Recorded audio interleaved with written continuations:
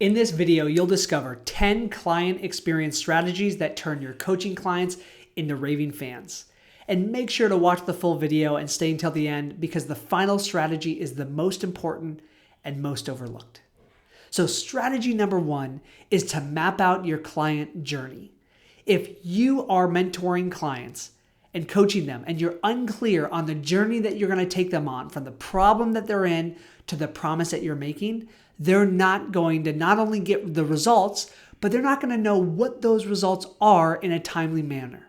So my recommendation is for you to map out the first 30 days, the first 60 days, and the first 90 days of them working with you. Even if you work with clients for 6 months or a year or longer, these first 90 days are critical. So what are the milestones? What are the benchmarks? Not like what's the busy work that they need to do during the time, but what's the tangible, measurable, real result that they're going to get. And then you structure your entire coaching that you deliver yourself, that your team delivers, that the fulfillment systems are that you build, ensuring that you maximize not only those results, but ensure they get them as quickly as possible. So that's step 1, is to map out your client journey. Step 2 is to focus on the first 7 days. The first 7 days of a new client relationship is make or break. If you wow the client in the first 7 days, you could have a client for life. If they don't hear from you, if they feel like they didn't get the value that they signed up for, buyer's remorse will creep in, hesitation, self-doubt, lack of trust. All of those things will build those first 7 days. So really think about what is it that you plan to do day 1, day 2, day 3 with a new client, even if you're not meeting with them every day. What are the checkpoints? What are the messages? What are the work that you could do between to ensure that they feel seen, heard, and held accountable? Yes, you want to carry that throughout your entire coaching, but those first 7 days are critical. So if you really are committed to turning your coaching clients in the first into raving fans, then make sure to focus on their first 7 days. The next tip is to celebrate their wins. Now, listen, if you have a client and they've invested time, energy, and money to work with you, they're probably a high achiever. And what most high achievers do is we ignore our wins. We focus on the gap between where we are and where we want to be, and instead of celebrating the gap between where we started and where we are now. And so it's your job as a coach and mentor to give them opportunities to celebrate those wins. Yes, to you, to themselves, but also to the community. Because when they do that, you are now shining a light on the growth and the progress that they're making. So think about starting every one-on-one call with, what are you most proud of accomplishing this week? Think about starting every group call with, what's the biggest win that you've had over the week or two, right? Get them to declare and what that is and measure that. One of the things that I do in my coaching program is ensure that they reflect on all the wins that they've had over a quarterly period, because when they do that, they truly see their progress. Step 3 is celebrating the win. Step 4 is customizing their experience. If you're delivering coaching, and although there's similarities and patterns between your clients, every client is truly unique. So the moment you provide a one-size-fits-all or a cookie-cutter approach, you've lost trust and they're not going to get the value because every client is different. So even though there's patterns and there's probably a curriculum that you have, make sure to customize that journey and personalize it for the client based on where they're at. Really important that you do that. In the beginning, I didn't know this and I made this mistake in our coaching program, but that was many, many years ago. So now we personalize and customize every roadmap, every game plan for every new client. The next strategy for ensuring that you're turning your coaching clients into raving fans is to be hyper responsive in between calls. Now, if you're only meeting with your client every other week or every other week, doesn't mean that you wait until that call if a client reaches out for support. The moment that they reach out to you, the sooner you can respond yourself or your team can respond, the more trust is established.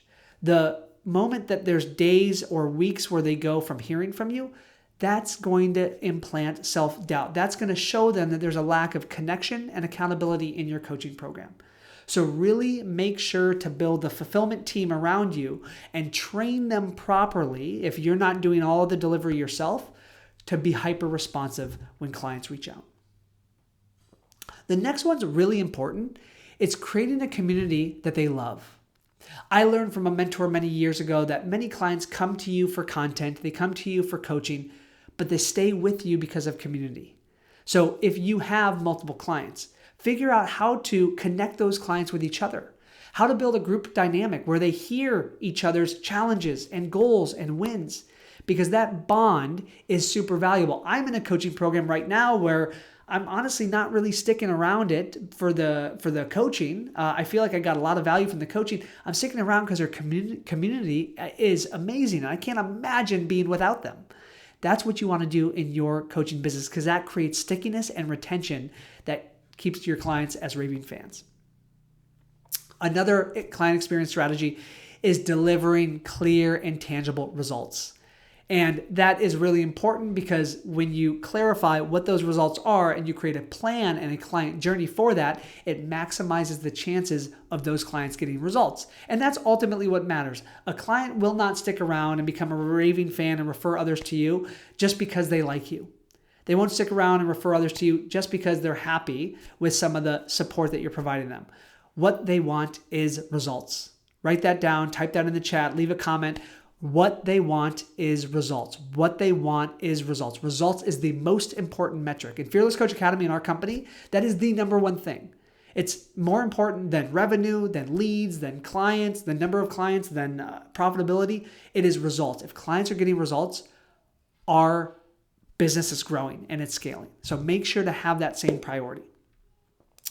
The eighth client experience strategy is asking for feedback on what can be improved and then actually acting on it. So checking in with clients. How are things going? Where are you stuck? Now, in terms of our support and fulfillment, what's missing? What do you need more of? Right? And then actually hear and listen to what they say and then optimize it. Fearless Coach Academy today is 1,000 times more valuable than it was a year ago, 5 years ago, 10 years ago. Why? Because I asked for the feedback. I listened. And we implemented it as a team. Could we get better? Of course, we can get a lot better. And that's what we're committed to doing every single day and every single week. But I want you to have that mindset of asking for that feedback, being open and not defensive, open and coachable in receiving it, and then applying it so that your clients get better results. The ninth piece is about tracking and measuring your progress. You want to track and measure your client's progress. I'm a big believer in what's called Pearson's Law. Pearson's Law says what gets tracked improves, what gets tracked, measured, and reported back improves exponentially. So an example of this is we have a whole six-figure coach roadmap, a step-by-step process and a roadmap that they follow, and it's customized to them. And it's a Google spreadsheet. It shows them all the different milestones that they must achieve, right, at the timeline that they want, and all the trainings and the support and the benchmarks along the way. What that does is it increases accountability and it shows them that they're doing the work and making the progress to get the results. That's a really, really important thing to have in your coaching program. The 10th and final client experience strategy is to make sure that you're making referring easy. If you're doing all of this work and putting all of this time and energy into resources, into ensuring you're helping your clients get results as quickly as possible and turning them into raving fans, but you're not asking for referrals, that is like one of the most overlooked things that so many coaches don't do. This is why I'm grateful, if you're still in this video, that you stuck until this point. So you want to plant the seed up front that when your clients get results, there's an invitation for them to refer to you. And in fact, I encourage you to put together a formalized referral program. We have a formalized referral program in Fearless Coach Academy where at this point, when any client sends somebody and refers somebody to us, they get a $500 referral fee as a thank you. Why? Because I'd rather pay my clients for referrals than Mark Zuckerberg for the Facebook ads that we're running, right? And I want to reward them. So make referrals easy by number one, planting the seed that when they get support from you, you invite them and ask for them to keep you in mind about helping somebody in their life that would benefit from their coaching.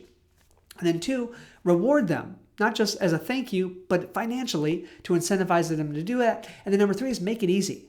We have a page that people can go to, and we share a link to a page that has a literal copy and paste message that they can send via text or email connecting us with somebody. That way they don't have to put an ounce of energy and thinking and work into making a referral. It can be done like that.